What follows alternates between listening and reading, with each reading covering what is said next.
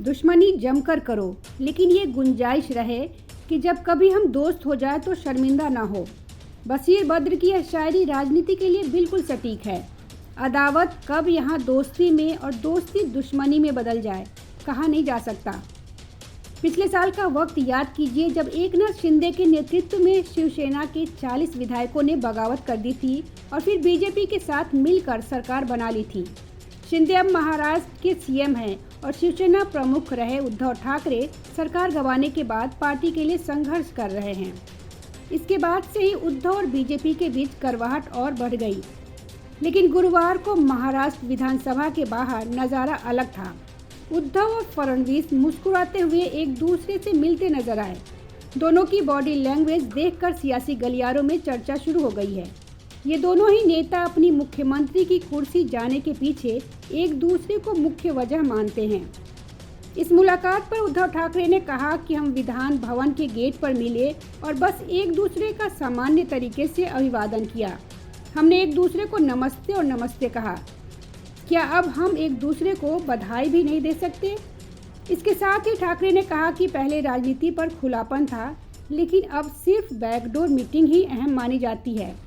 इसलिए अगर हमारे बीच कोई क्लोज डोर मीटिंग होती है तो मैं निश्चित रूप से आपको बताऊंगा। इस दौरान उद्धव ठाकरे के बेटे आदित्य ठाकरे भी मौजूद थे। वीडियो में दोनों के हाव भाव देखकर साफ लग रहा है कि उद्धव और फडणवीस के बीच लाइट मूड में बातचीत हुई। हालांकि इस बॉडी लैंग्वेज के कारण ही महाराष्ट्र की सियासत ने नए कयासों को जन्म दे दिया। कभी दोस्त रहे दोनों नेता पिछले कुछ समय से एक दूसरे के खिलाफ जुबानी जंग में शामिल रहे। इस बीच गुरुवार की मुलाकात देखकर बिल्कुल ऐसा नहीं लगता है कि उनके संबंध कटुता भरे हैं। उद्धव ठाकरे और देवेंद्र फडणवीस की इस मुलाकात ने अटकलों का बाजार गर्म कर दिया है। वैसे भी उद्धव ठाकरे की शिवसेना में गिने चुने लोग ही बचे हैं। ऐसे में कयास लगाए जा रहे हैं कि बीजेपी और पुरानी शिवसेना में फिर कोई गठबंधन बन सकता है। ये दोनों नेता विधान परिषद सदस्य एमएलसी ठाकरे मराठी भाषा विभाग की बैठक में भाग लेने आए थे। अविभाजित शिवसेना और भारतीय जनता पार्टी के रिश्तों में 2019 के विधानसभा चुनाव के बाद दरार आ गई थी और तब से फडणवीस और ठाकरे के बीच भी प्रतिद्वंदिता देखी जाती रही है। ऐसे में दोनों के एक साथ दिखने पर मीडिया कैमरे हरकत में आ गई।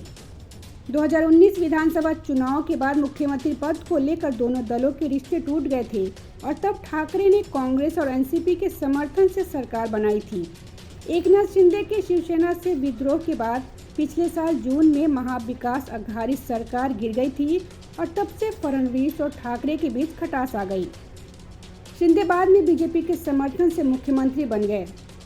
फडणवीस ने एक बार कहा था कि उन्होंने एमवीएस सरकार गिरवाकर ठाकरे से बदला ले लिया है। Bureau report, public news.